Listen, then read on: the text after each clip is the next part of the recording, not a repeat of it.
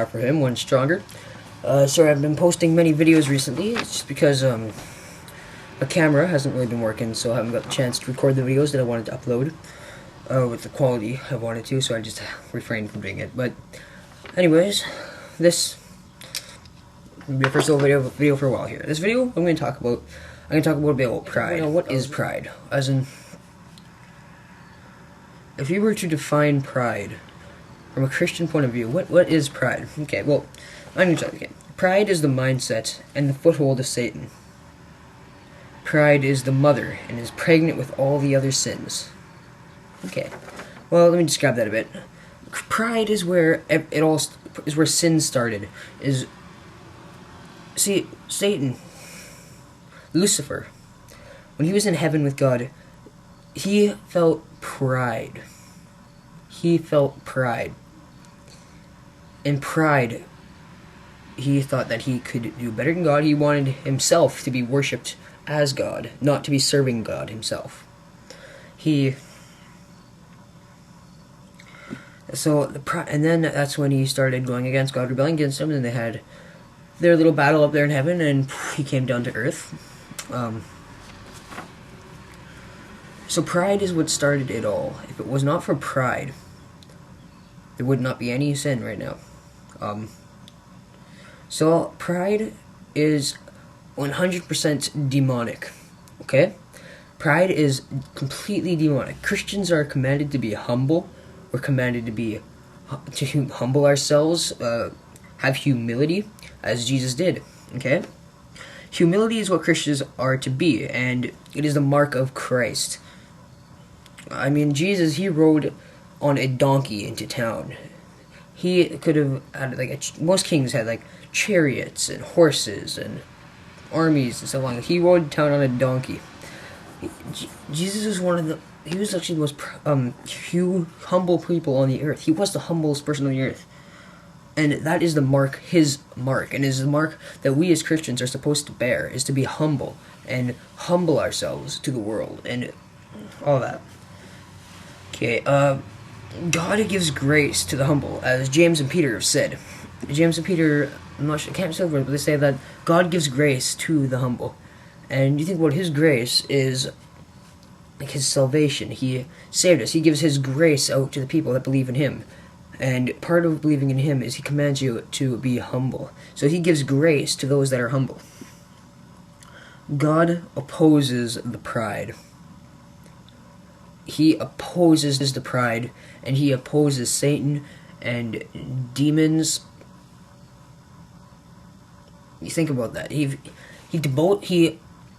opposes demons, and he opposes pride. He opposes pride because pride is 100% demonic. Okay. He says, "Do not rejoice." Well, I'm not sure. I think something like this is in the Bible. I'm not sure if it's the exact wording by the translation have, but do not rejoice that you have control over demons, but rejoice that your name is written in heaven. Okay? Well,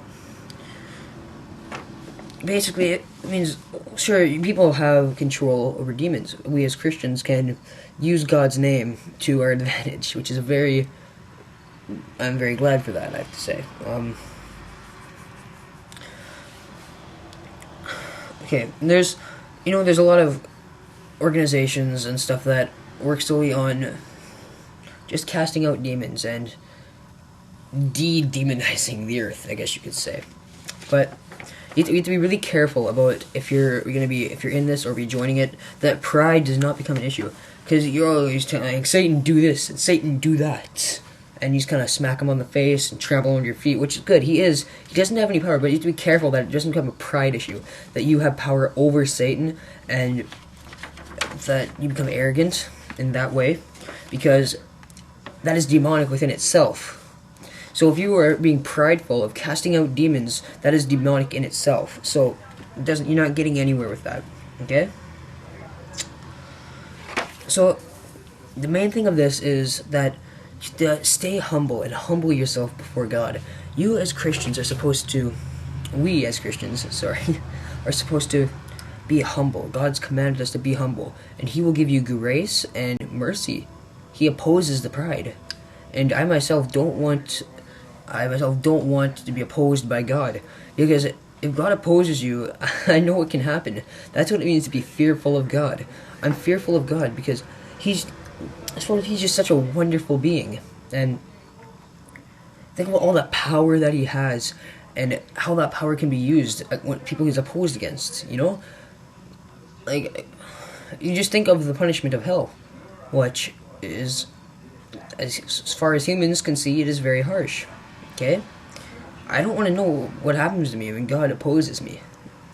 So I work for God, and I love God. I have a personal relationship with Him. See, people don't become Christians just because they're scared. Like, he's gonna, like, send me to hell, I should serve him. That's good to be fearful of God, but once you get to know him and have a personal relationship, it turns into more of a love relationship. And then you start to love God. Well, that's all I really have to say for pride. Basically, just be humble. Pride is demonic. Pride is what God opposes. Stay humble. Humble yourselves before God.